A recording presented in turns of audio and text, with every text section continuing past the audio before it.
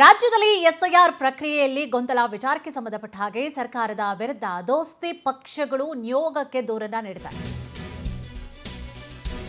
ರಾಜ್ಯದಲ್ಲಿ ಎಸ್ಐಆರ್ ಪ್ರಕ್ರಿಯೆಯಲ್ಲಿ ಗೊಂದಲ ಆದಂತಹ ವಿಚಾರ ಸಂಬಂಧವಾಗಿ ಸರ್ಕಾರದ ವಿರುದ್ಧವಾಗಿ ದೋಸ್ತಿ ನಾಯಕರು ಅಥವಾ ಪಕ್ಷಗಳು ನಿಯೋಗಕ್ಕೆ ದೂರನ್ನ ಸಲ್ಲಿಸಿದ್ದಾರೆ. ಚುನಾವಣಾ ಆಯೋಗಕ್ಕೆ ಬಿಜೆಪಿ ಜೆಡಿಎಸ್ ನಾಯಕರು ದೂರನ್ನ ಸಲ್ಲಿಸಿದ್ದಾರೆ. ಕೇಂದ್ರ ಸಚಿವರಾದಂತಹ ಪ್ರಹ್ಲಾದ್ ಜೋಶಿ, ಎಚ್.ಡಿ. ಕುಮಾರಸ್ವಾಮಿ, ವಿಪಕ್ಷ ನಾಯಕ ಆರ್ ಅಶೋಕ್, ಛಲವಾದಿ ನಾರಾಯಣಸ್ವಾಮಿ, ಸಿಟಿ ರವಿ, ಅರವಿಂದ್ ಬೆಲ್ಲದ್, ರವಿಕುಮಾರ್ ಸೇರಿದಂತೆ ಹಲವರು ಭಾಗಿಯಾಗಿದ್ದರು. ಎಸ್ಐಆರ್ ಪ್ರಕ್ರಿಯೆ ಸರಿಯಾಗಿ ನಡೀತಾ ಇಲ್ಲ, ದುರ್ಬಳಕೆ ಆಗ್ತಾ ಇದೆ, ಅಧಿಕಾರಿಗಳು ದುರ್ಬಳಕೆ ಮಾಡಿಕೊಳ್ತಿದ್ದಾರೆ, ಅಕ್ರಮ ಎಸಗ್ತಾ ಇದ್ದಾರೆ. ಈ ಬಗ್ಗೆ ಕ್ರಮವನ್ನು ಕೈಗೊಳ್ಳುವಂತೆ ಚುನಾವಣಾ ಆಯೋಗಕ್ಕೆ ದೂರು ನೀಡಲಾಗಿದೆ. ರಾಜ್ಯದಲ್ಲಿ ಎಸ್ಐಆರ್ ಪ್ರಕ್ರಿಯೆ ರಾಜ್ಯದಾದ್ಯಂತ ಬಹಳಷ್ಟು ಡಿಸ್ಟ್ರಿಕ್ಟ್ಗಳಲ್ಲೂ ಕೂಡ ಗಮನಿಸಿದ್ರಿ. ಕಳೆದ 2-3 ದಿನಗಳಿಂದಲೂ ಕೂಡ ಯಾವ ರೀತಿಯಾದಂತಹ ಎಸ್ಐಆರ್ ಪ್ರಕ್ರಿಯೆ ಮನೆ ಮನೆಯಲ್ಲಿ ಆಗ್ತಾ ಇದೆಯಾ ಅಥವಾ ಚೌಲ್ಟ್ರಿಗಳೆಲ್ಲ ಆಗ್ತಾ ಇದೆಯಾ, ಧಾರ್ಮಿಕ ಪ್ಲೇಸ್ಗಳಲ್ಲಿ ಆಗ್ತಾ ಇದೆ ಅಂತ ಹೇಳಿ ರಾಜ್ಯದ ಜನತೆ ಕೂಡ ಗಮನಿಸಿದ್ದಾರೆ. ಈ ಸಂಬಂಧವಾಗಿ ಕೂಡ ಇನ್ನು ಜೆಡಿಎಸ್ ಮತ್ತು ಬಿಜೆಪಿ ನಾಯಕರು ದೂರನ್ನ ಸಲ್ಲಿಸಿದ್ದಾರೆ. ಐಡಿ ಕಾರ್ಡ್ಗಳಲ್ಲಿ ಸ್ಥಳೀಯ ಶಾಸಕರು ಈ ರೀತಿ ಬೇರೆ ಬೇರೆ ಮುಖಂಡರದ್ದು ಹಾಕಿ ಪ್ರಚಾರ ಮಾಡ್ತಿರುವಂಥ ಕಂಪ್ಲೇಂಟನ್ನು ನಾವು ಕೊಟ್ಟಿದ್ದೇವೆ. ಅವರ ಮೇಲೆ ಆ್ಯಕ್ಷನ್ ಆಗಬೇಕು. ನಾವು ಮೊದಲೇ ಡಿಮಾಂಡನ್ನು ಕೊಟ್ಟಿದ್ದೇವೆ, ತಕ್ಷಣ ಆ್ಯಕ್ಷನ್ ಆಗಬೇಕು.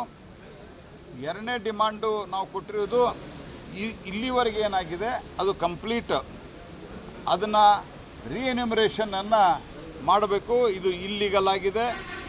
ಇದು ನಿಜವಾದ SIRದ ಒಂದು ಪ್ರಕ್ರಿಯೆ ಏನಿದೆ, ಅದರ ಉದ್ದೇಶ ಏನಿದೆ, ಅದು ವಿಫಲಗೊಳಿಸುವಂಥ ಒಂದು ಕುತಂತ್ರ ಆಗಿದೆ. ಮತ್ತು ಇದರ ಜೊತೆಗೆ ವಿಶೇಷವಾಗಿ ಪಶ್ಚಿಮ ಬಂಗಾಳದಲ್ಲಿ ಇತ್ತೀಚೆಗೆ SIR ಮತ್ತು ಅಲ್ಲಿ ವೆರಿಫಿಕೇಷನ್ ಆದ ನಂತರ ಕರ್ನಾಟಕದಲ್ಲಿ ಎಲ್ಲಿ ಕಾಂಗ್ರೆಸ್ಸಿನ ಸರ್ಕಾರ ಇದೆ ಅಲ್ಲಿ ಬಾಂಗ್ಲಾದೇಶದ ಇಲ್ಲಿಗಲ್ ಇಮಿಗ್ರೆಂಟ್ಸು ಬಂದು ಈ ನುಸುಳುಕೋರರು ಬಂದು ವೋಟರ್ ಮಾಡಿಸುವಂಥ ಪ್ರಯತ್ನವನ್ನು ಮಾಡ್ತಾ ಇದ್ದಾರೆ. ಅನೇಕ ಕಡೆ DC ಗಳ ಸ್ಟೇಟ್ಮೆಂಟ್ ಇದೆ.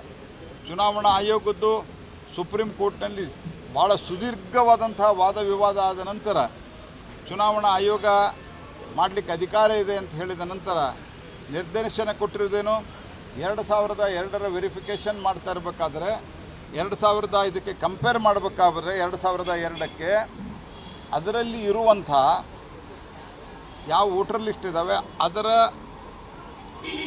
ಮುಂದೆ ಬಾರದ ಭಾಗವಾಗಿ ಅದಾದರೆ ಎಂಟ್ರಿ ಆಗಿದ್ದರೆ ಅಪ್ಪ ಅಮ್ಮ ಇಲ್ಲ ಅಜ್ಜ ಅಜ್ಜಿ ಇವರು ಮಾತ್ರ ರಿಲೇಷನ್ ಅಂತ ಕನ್ಸಿಡರ್ ಆಗಬೇಕಂತ ಸ್ಟೇಟ್ಮೆಂಟ್ DC ಗಳು ಕೊಟ್ಟಿದ್ದಾರೆ. ಅನೇಕ ಕಡೆ ಸಂಬಂಧಿಕರು ಆಗ್ಬೋದು ಅಂತ. ಸಂಬಂಧಿಕರು ಆಗ್ಬೋದು ಅರ್ಥ ಏನು? ಉದಾಹರಣೆಗೆ 10 ಜನ ಒಂದೇ ಹೆಸರಿನವ್ರು ಇರ್ಬೋದು, ಒಂದೇ ಸರ್ನೇಮ್ದವ್ರು ಇರ್ಬೋದು, ಒಂದೇ ಇನಿಷಿಯಲ್ದಿರ್ಬೋದು, ಅದೆಲ್ಲ ಆಗತ್ತಾ? ಅಥವಾ 10 ಜನ ಮುಲ್ಲಾ ಅಂತಿರ್ಬೋದು, ನದಾಫ್ ಅಂತಿರ್ಬೋದು, ಅದಾಗತ್ತಾ? ಈ ರೀತಿಯಾಗಿ ಮೋಸದಿಂದ ಈ ಪ್ರಕ್ರಿಯೆಯನ್ನು ಮುಂದುವರಿಸಲಿಕ್ಕೆ ಕೊಡಬಾರ್ದು. ಇದು ದೇಶದ ಸುಭದ್ರತೆಯ ಪ್ರಶ್ನೆ ಕೂಡ. ಇಡೀ the question of the security ನಮ್ಮ ದೇಶ. ಅದಕ್ಕಾಗಿಯೇ ಬೇಕಂತಲೇ ಸನ್ಮಾನ್ಯ ಮುಖ್ಯಮಂತ್ರಿ ನಮ್ಮ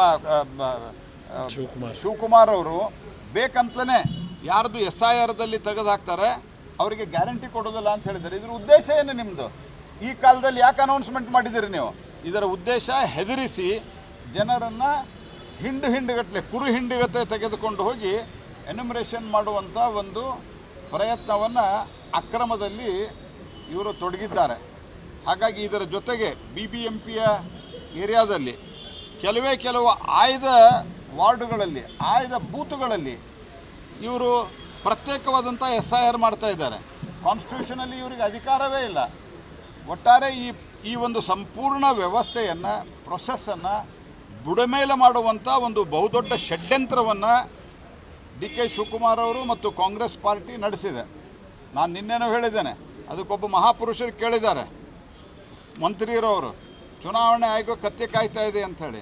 ಚುನಾವಣಾ ಆಯೋಗ ಕತ್ತೆ ಕಾಯ್ತಾ ಇಲ್ಲ, ಕತ್ತೆ ಕಾಯಲಿಕ್ಕೆ ಯೋಗ್ಯತೆ ಇರಲಾರ್ದಂಥ ಸರ್ಕಾರ ಮತ್ತು ಕಾಂಗ್ರೆಸ್ ಪಾರ್ಟಿ ಇದನ್ನು ಬುಡಮೇಲೆ ಮಾಡುವಂಥ ಷಡ್ಯಂತ್ರವನ್ನು ಮಾಡ್ತಾ ಇದೆ.